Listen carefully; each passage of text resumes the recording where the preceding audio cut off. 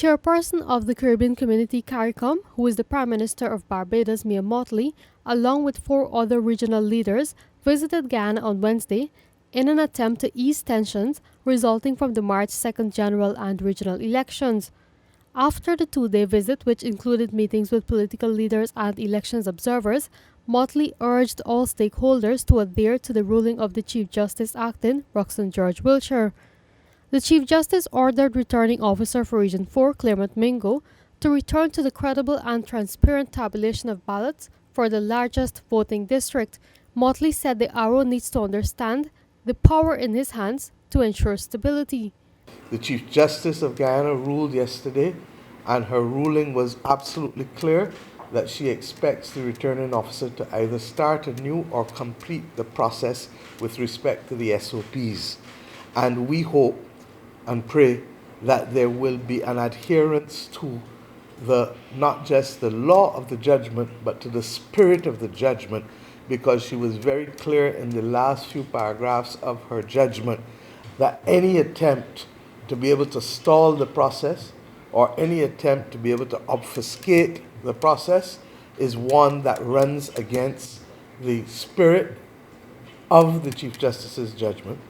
And it is against this background that we pray that even though a statute puts the power in the hands of a returning officer, that returning officer will understand that he holds in his hands the future and stability of Guyana as we go forward, because every vote must be made to count. The Chief Justice ruled on Wednesday that the returning officer had breached the law in the adding up of the statements of poll and should return to the process, whether to start afresh or to continue where he left off.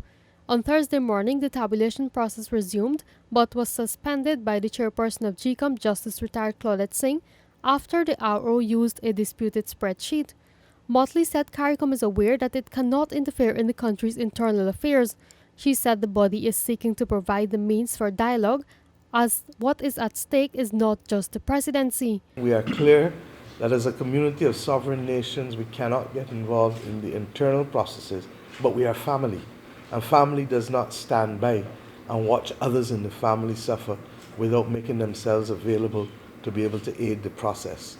We've tried to do that, but we are also conscious that we will be as successful as the parties themselves want it to be successful, and that while we can create the space for them to speak, they have to have the will for this to work. There is no doubt in our minds that there is at stake far more than who will be the president of Guyana. She noted political leaders met with the commissioners of the Guyana Elections Commission and committed to a free, fair and transparent process. The regional leader said the Caribbean community is concerned about any prospect of instability as Guyana is on the cusp of development.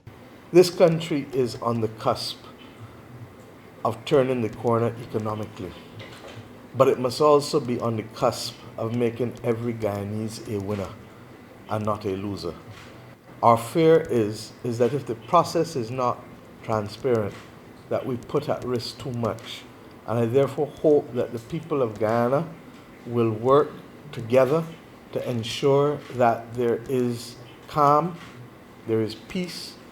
Mottley, along with Prime Ministers Dr. Keith Rowley of Trinidad and Tobago, Roosevelt Skerritt of Dominica, Keith Mitchell of Grenada and Ralph Gonzalez of St. Vincent and the Grenadines traveled to Guyana on Tuesday. Mottley is optimistic that good sense will prevail and noted that both sides have been asked to speak with their supporters. Bibi Katoon, Newsroom.